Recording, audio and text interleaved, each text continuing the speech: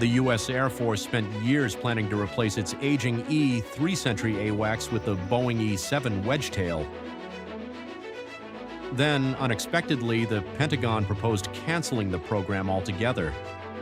The reason wasn't that airborne early warning was no longer important. It was that the Air Force believed the future of tracking enemy aircraft might no longer be in the sky, but in space.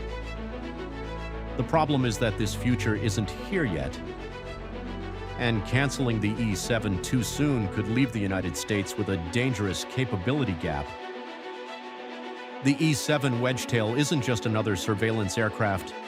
Built on the Boeing 737 airliner, it carries one of the world's most advanced airborne radar systems. Flying at high altitude, it can detect aircraft and missiles hundreds of miles away while coordinating friendly fighters, tankers, and bombers. Think of it as the quarterback of an entire air campaign. Without an airborne battle manager directing the fight, pilots lose situational awareness, response times increase, and coordinating dozens or even hundreds of aircraft becomes significantly more difficult. That's exactly why the Air Force planned to replace the increasingly unreliable E-3 Sentry fleet with 26 E-7s. So why cancel the program?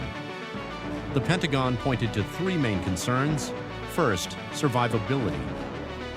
Senior defense officials argued that a large radar aircraft operating near a peer adversary like China could become an attractive target for long-range missiles. Second, cost.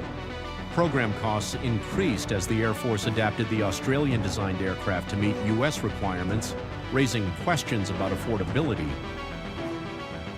And third, technology.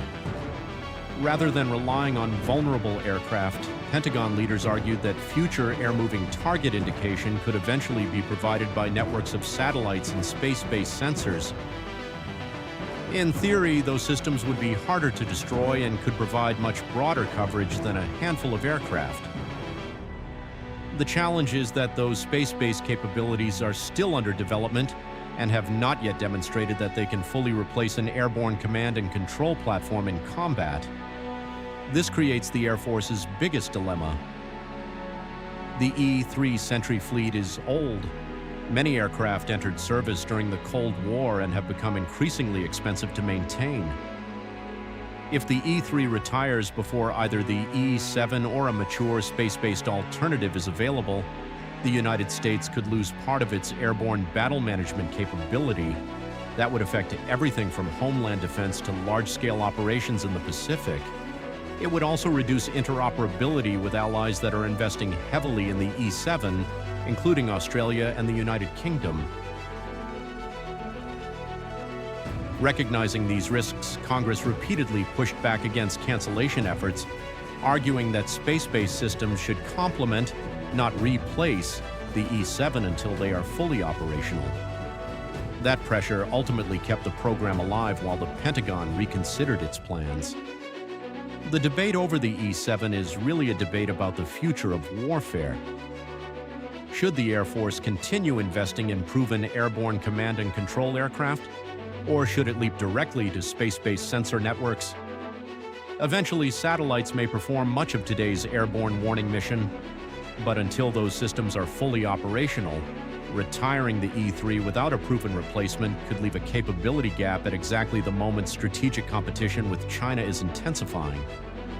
For now, the E-7 appears to have received a second chance, but the debate over its future is far from over. This is Strike Vector, and we'll be watching.